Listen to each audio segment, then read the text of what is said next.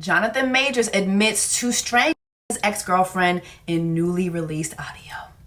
VBS, I just turned the water on. Big old flex, shit you never saw before. These niggas chasing me like waterfalls. Keeping on my lip, truck look like bricks.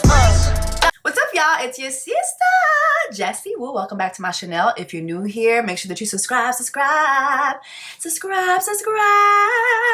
so you can join the Black Women's Tribe during Black Women's Month.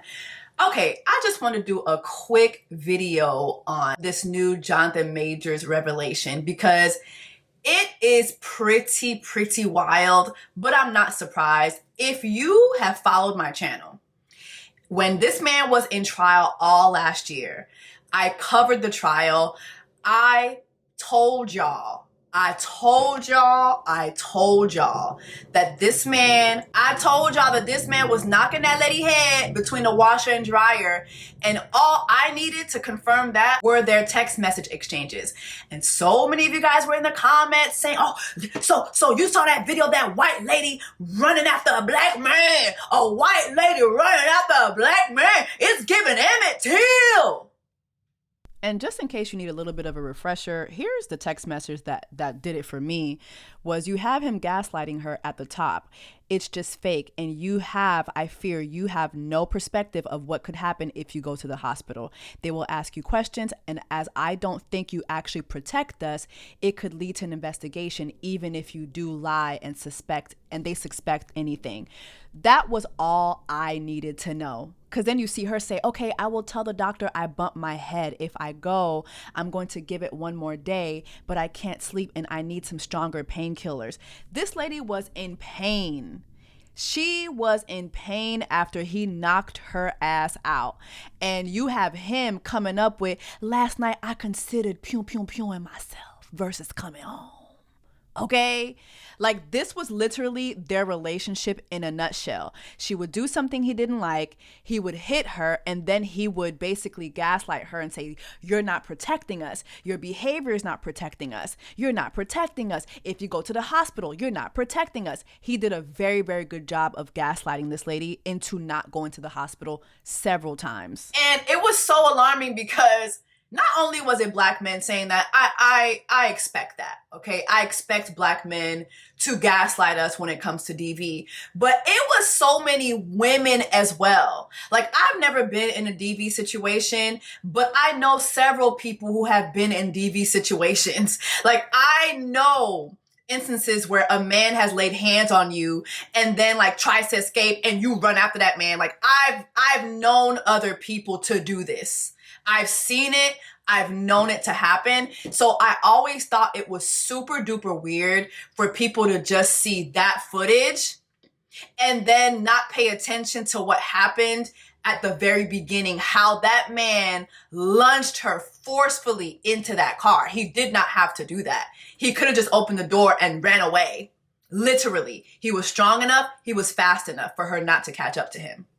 Okay, the New York City cameras caught him running, getting his damn run Forrest run on for how many blocks? That lady was not touching him, okay? And keep in mind what happened in the car. What happened in the car was he was receiving a text message from another woman. Grace went to go grab his phone. And when she went to go grab his phone, he attacked her, okay?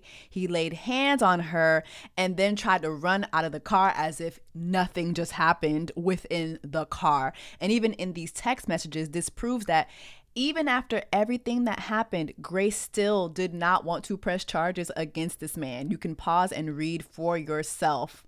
She literally just says, they just called again to check on me, and I reiterated how this was not an attack and they do not have my blessing on any charges being placed. I read the paper they gave me about strangulation and I said point blank, did this not occur and should be removed immediately. She was willing to lie.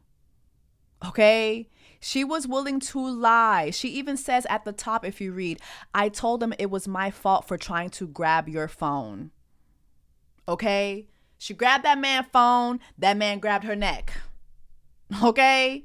Period. This was not a white woman trying to take a black man down. She did not press any charges against this man. It was the state. The state saw her injuries. The state was able to uncover a lot of things between them, and that's why they pressed charges. It was just really weird watching so many people ignore that. And obviously, too, a lot of folks in my community, again, made it a race thing. Oh, well, it's a white woman trying to tear a black man down. You know, as if y'all don't have the same argument for when it's a black woman, but you know, that's a whole other story for another day. Here is what's really interesting to me. We're going to get into Rolling Stone's article, which is insane, right?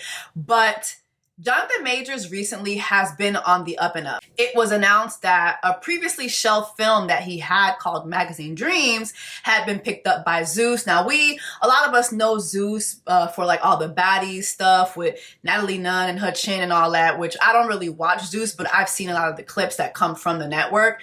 And it's usually just basically like, you know, like Flavor Flav, Jerry Springer type of content, right? But it was previously announced that Magazine Dreams had been picked up by Zeus. There was this article right here in Yahoo where they talked about it. Jonathan Majors' comeback is here. Briarcliff Entertainment, in conjunction with Zeus Films, shares the trailer for the formerly shelved film Magazine Dreams. The chilling film hits theaters March 21st, okay? Major stars as Killian Maddox, a man described by Entertainment Weekly is isolated and oftentimes volatile, consumed by dreams of becoming a famous bodybuilder while struggling to find human connection. You have to do something big and important or no one will ever remember you when you're dead, he says in the trailer. All right. And he had a lot of different like press for it, like the AP picked it up, the Associated Press picked it up, Entertainment Weekly had picked up the trailer. You know, the Sundance winning sports drama previously delayed due to the star's legal troubles arrives in theaters March 21st. I mean, he was on one hell of a run with this trailer. And then we've seen, of course, his PR relationship, which nobody's going to convince me it's not a PR relationship. His PR relationship with Megan Good, how all of a sudden, like during the trial, like Jonathan Majors was courting Megan Good in court during his DV trial. Like, it just was so weird. And then we've seen them on numerous platforms, on red carpets. You know, most of the time we'll see them on like black outlet platforms, which I just really just don't understand. It's like, y'all, did y'all not see the trial? Did y'all not watch the details of what was released in the trial? And so many people made it seem like this was all his ex is doing. When he was arrested, there are text messages that prove that she told him herself. She told them not to press charges. She did not want to press charges on this man.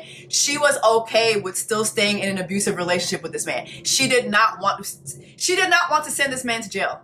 Okay? So anyway, recently, Jonathan Majors had this article that came out with The Hollywood Reporter. Okay? This came out 3 days ago. Okay, so he had this piece done by The Hollywood Reporter where he talked about DV and being a victim of SA as a child at the hands of both women and men. You know, and the article is titled Jonathan Majors' Moment of Truth. Speaking exclusively for the first time since his DV violent sentencing, the embattled Magazine Dream star opens up about his childhood abuse, Marvel firing him, and the fight for Hollywood redemption. He says it's harder to find a way when you're trapped in notoriety, right? And so it's an article where he goes on to talk about, you know, the things that he's been through. In the opening paragraph, he says, in December 2023, Jonathan Majors walked through a dense thicket of news cameras and climbed into the back of a black Chevy Suburban, pulling away from the criminal courthouse in Lower Manhattan after a highly publicized trial. Majors, who had learned that a jury convicted him of 1 count of misdemeanor third-degree assault and 1 count of second-degree harassment of his ex-girlfriend, British dancer Grace Jabari, a member of his legal team turned around from the front seat and delivered the next piece of news. He goes, I'm just going to tell you now, that way you're not surprised and you can start processing it. They fired you. Marvel fired you. Now, in the article, he talks a lot about, you know, how he felt about Marvel firing him, you know, how that like made him feel. He never once takes ownership for his actions. in his relationship with Grace Jabari. Not once does he say, you know what, I made the wrong decisions. I did things in my relationship that I should not have done. Like, he never takes ownership. And maybe because he just had this trial where he didn't take ownership in the trial either. And he was basically forced by the state, not her, to take ownership by being convicted. But not fully convicted, though.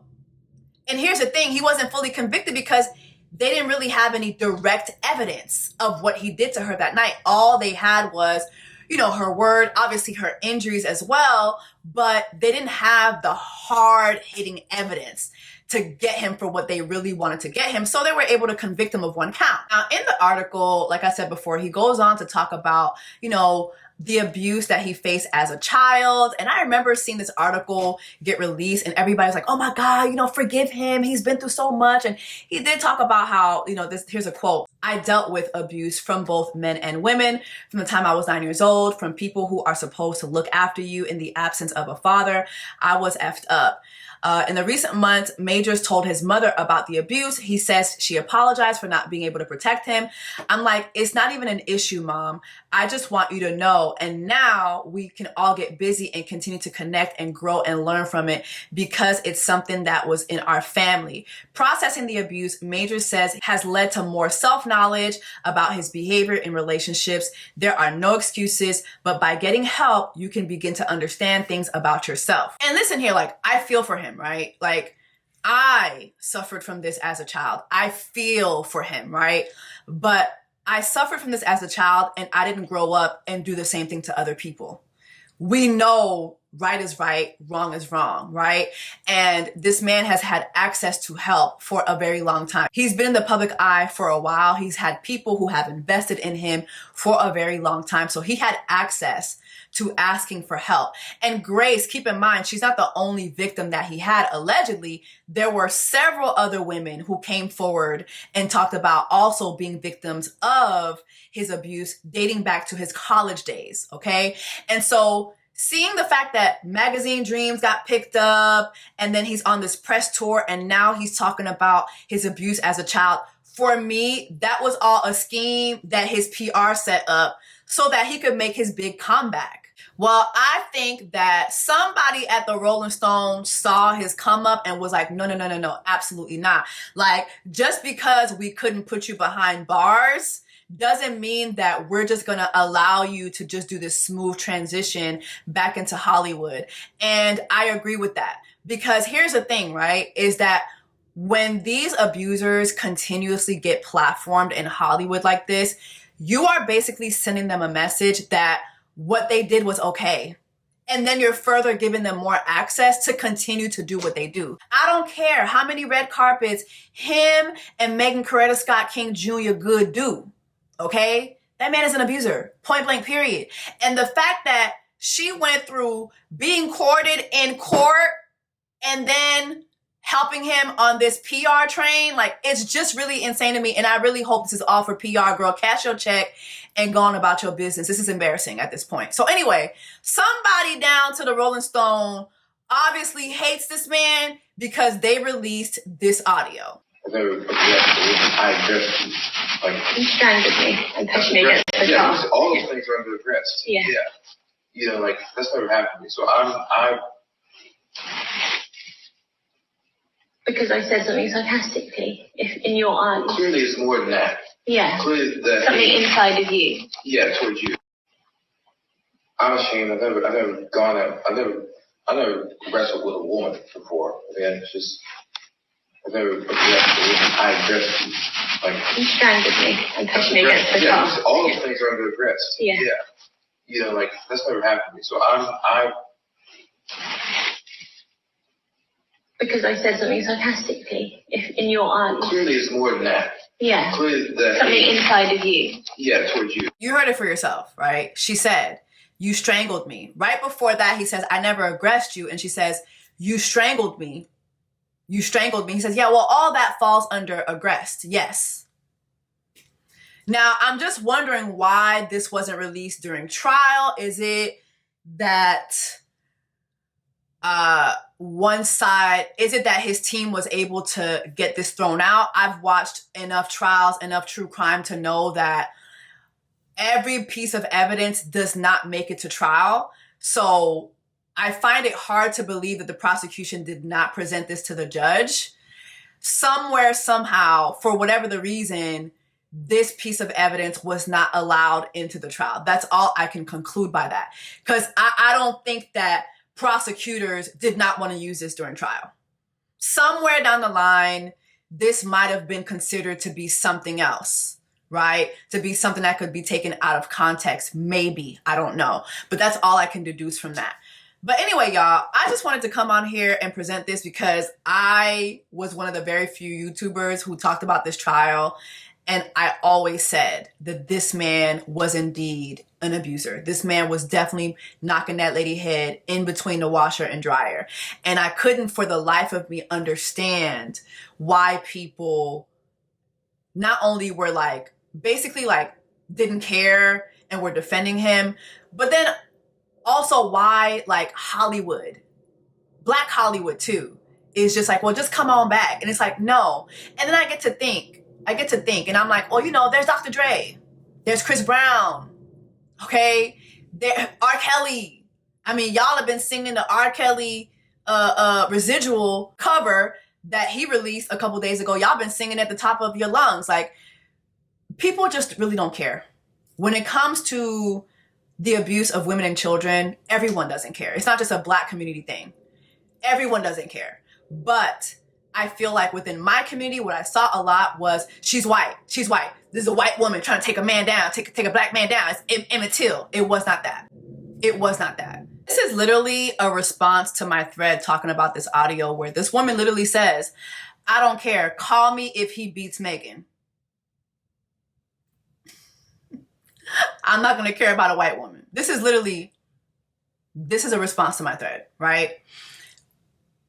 You think at this point, if he did lay a hand on Megan, you think that we'd know? And let's be for real. You think y'all would care? I saw how y'all did Megan Thee Stallion. Like, let's just be for real. Y'all do not care. Y'all don't care. Y'all do not care when it comes to Black women and Black children being abused. You guys don't care, okay? And then you literally don't care, especially when it comes to white women, because of course, racism plays a factor. When it comes to the white women, y'all don't care because they're white. And I get it. Racism, I get it. But let's just be for real. Because the same hands who will beat up on a white woman will for sure beat up on a Black woman during Black Women's Month. This man is indeed an abuser. And I'm just going to be looking to see like what's going to happen. This movie's supposed to get released this Friday. And Rolling Stone was like, yeah, no. And I'm 100% behind this. And I cannot wait to see what the response of everyone will be. I remember Megan Good not too long ago was on The Breakfast Club. When he proposed, did he say, will you be my Coretta? He didn't say that. Okay. But you know, I am his Coretta though. And she said that she saw a lot of the commentary about people saying, oh, you know, you are his Coretta or whatever. And she talked about how she and him almost dressed as Coretta and Martin Luther King for Halloween. Yeah, we were thinking about doing that for Halloween. I was going to say that would have been an amazing troll. Why didn't y'all do it? Yes. Well, we'll do it next year because we already had those costumes from the year before, but the strike, we wanted to respect them asking us not to dress up as characters. But next year, you know what I'm saying?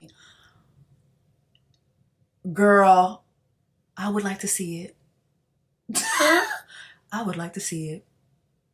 Pending this, I would like to see you have that type of gall. This is embarrassing. End your contract immediately. End your contract immediately. Anyway, y'all, drop in the comments. Let me know your thoughts on just this quick news alert, and I'll see y'all in the next one. Take care. VBS, I just turned the water on. Big old flex, but you never saw